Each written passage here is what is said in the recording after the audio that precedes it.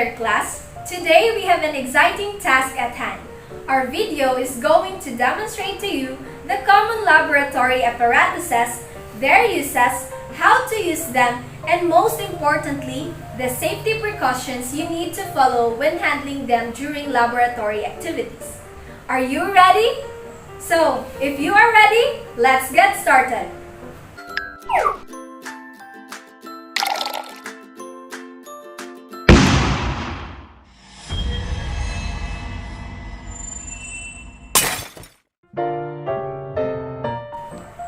Before we start with our laboratory activity, let's not forget about safety. We must always prioritize it when working in the laboratory. This includes wearing a lab gown, goggles, and gloves to protect ourselves during experiments.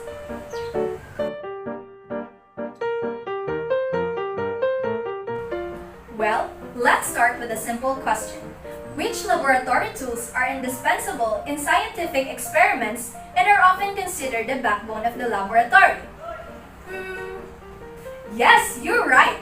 These are the Erlenmeyer flask, the test tubes, and the wash bottle. Come on, let's unravel the mysteries of these apparatuses. Let's begin with the Erlenmeyer flask. This is the Erlenmeyer flask, one of the vital trio. But first, let's test your knowledge. What makes the Erlenmeyer flask indispensable in scientific experiments, setting it apart from the rest? First up, we have the Erlenmeyer flask, and we're going to dive deep into its uses and the correct way to use it safely. The Erlenmeyer flask is a versatile tool that is essential for mixing, heating, and safely containing solutions in your experiments. For the proper use of an Erlenmeyer flask, hold the flask on its neck using one hand and slowly shake the sample solution in orbital motion. Next out, the test tube, the second indispensable tool of the trio. Here's a question. What does the test tube play in scientific experiments that sets it apart? Test tubes are widely used in laboratory to hold, mix, or heat small quantities of solid or liquid chemicals, especially for qualitative experiments and assays. In order to steer substances of a test tube, hold the test tube gently but firmly between the thumb and forefinger of one hand and gently thump the bottom of the tube with the middle and forefinger of the other hand. Tilt when adding or removing substances to prevent splashes. Lastly, we'll focus on the wash bottle, diving it into its function, proper handling, and safety measures. The main function of a wash bottle is to dispense controlled amounts of distilled water or other solutions for rinsing lab equipment.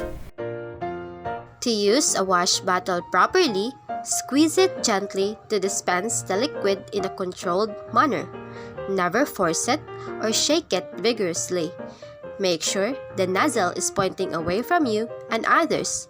This prevents accidents and ensures precise dispensing.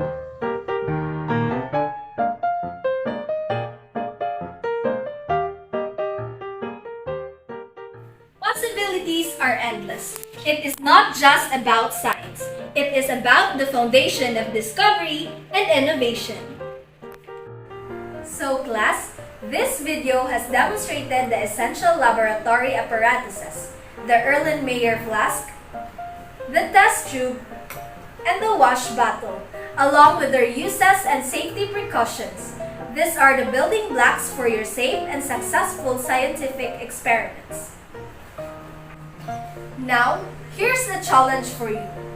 How will you apply this newfound knowledge about these crucial tools in your next science experiment?